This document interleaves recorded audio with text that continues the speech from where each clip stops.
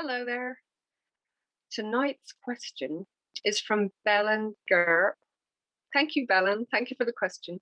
And your question is, what can you do to not have negative thoughts in your mind and to trust in your destiny? I'm going to tune in and I'm going to see what the angels have to say.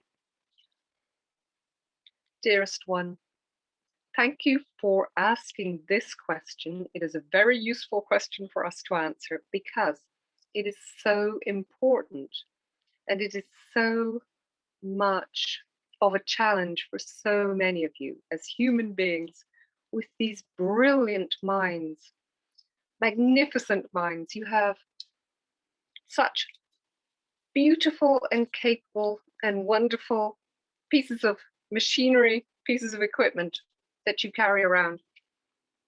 But as you've already noticed, it can sometimes feel as though the machinery is driving you, rather like a car that drives itself, and it takes you down streets that you had absolutely no desire to visit. Of course, the answer to your question is in some ways very simple. If you have a car, you need to know how to drive that car. You need to know how it works, and you need to know how to guide it. And when it does veer down a street that isn't pleasing to you, you need to know how to guide it back so that you're going in the direction that is helpful and harmonious and joyful for you. Very much like a person who gets into a car for the very first time, we would suggest that you take it gently, that you experiment by beginning to test the equipment and noticing where your mind naturally takes you and in what circumstances you have pleasant thoughts, thoughts that you would like to continue thinking, thoughts that support you, thoughts that encourage and uplift you, and thoughts that allow you to have more harmonious thoughts.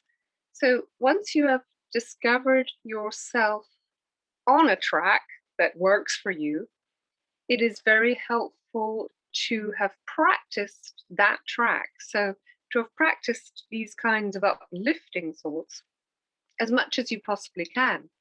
We will get to in a moment some of the challenges that can happen, but if you deliberately choose thoughts that please you on a regular basis, particularly when you are feeling kind of neutral, so that there is not much challenge, not much is happening at any moment, then you have a gap of even boredom. Boredom is a wonderful opportunity to practice training your mind. You can just start to gently select thoughts that allow you to feel good. And for each one of you, there will be a different set of thoughts that please you. But the ones that please you will become more familiar to you and become more automatic the more you practice them. We would suggest that you find activities or find perhaps even meditations, literature, videos, films, anything that you can find that will feed your happy thoughts. So it's like using nutrition to feed your body. You use a kind of mental nutrition to feed your mind with beautiful, peaceful, calming, joyful, hopeful, and sometimes even perhaps exciting, fun, playful thoughts. And we feel inspired to say to you that for many of you who struggle with these unwanted thoughts, that you are very good at finding the uplifting thoughts for other people in your lives, particularly people with whom you identify, and perhaps people who seem vulnerable, who seem fragile, or perhaps people who are younger than you, children or people who are suffering. You can sometimes find that a part of you steps forward who is full of wisdom and compassion, but who's also capable of holding another being within your energy and soothing them and providing the words, the very words to uplift and to calm, to give hope and to give love, to make a safe feeling occur. And so, if you can do this for someone else, it is possible for you to also create that sense of safety within yourself by speaking those very words that soothe someone else, speaking them to yourself. And we do understand that many of you have not been programmed with this habit, this tendency to say to yourself the lovely things that you might say to someone else. But it is possible for you to train yourselves to do this, and we would recommend it most highly. We understand that there are times when it might seem as though your mind has simply taken over, it has simply taken control of you, and it is now unstoppable, and it is going in a direction that is increasingly unpleasant. So perhaps the anxious thoughts build on each other and become more and more and more. So in this instance, we would suggest or advise that you turn your attention more to your physiology and begin to use your body as a tool to calm your mind. And of course, there are many ways for you to do this, but the simplest way is to attend to your breathing. Just notice the way that you're breathing, notice how it affects you, notice how it affects your mind. And you may have already noticed that when you are feeling anxious and the thoughts are anxiety making, your breath seems also to have become uncontrollable and unstoppable. It may feel as though it is very shallow and very fast. And it is possible for you to deliberately slow down the breath. And this is like applying the brakes on this unstoppable car. So, to begin by just taking a deep and slow breath, pausing for a moment, and then exhaling a long, slow breath. And repeating this cycle of breathing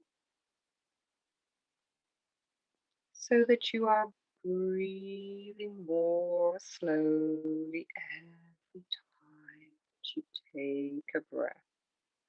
And you may even be able to bring in longer and longer pauses. And as you do this, you will notice that you begin to relax. You may even notice that you have come to a place of stillness, a place where you do not appear to have any thoughts. It is as though they have simply disappeared, and you just feel very still,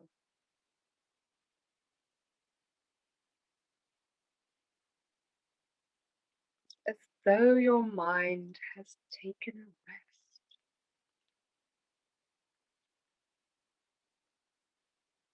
And in this state of the still mind, you can begin to notice that you are still very much awake and you're still very much aware, but that you do not need to be thinking in order to be aware. You are simply breathing and being. And in this state, you may begin to notice that you feel very much at ease, very much at peace, very, very safe. There may even be a feeling of joy that begins to arise, a feeling of bliss, as though all of your burdens, all of your worries, all of your concerns have just simply disappeared. And there is nothing left except this peaceful, slightly beautiful, and very harmonious state of pure awareness that is enjoyable and very, very, very soothing.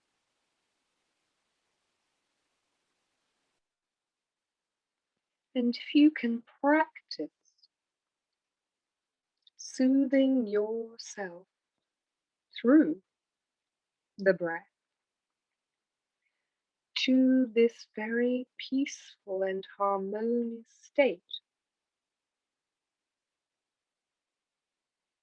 there will be no question in your mind about trusting in your destiny, because you will come to know that you are already living your destiny, and that it has always been here for you. This destiny of which you speak has always been right here inside of you all of the time, and it stays here always. It never leaves you. It is always accessible to you.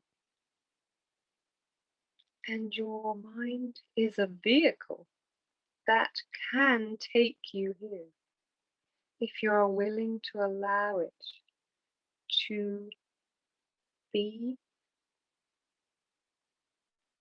soothed and to be guided by you, by the greater you, by the real you, to this state of harmony and peace, and also of knowing, of wisdom,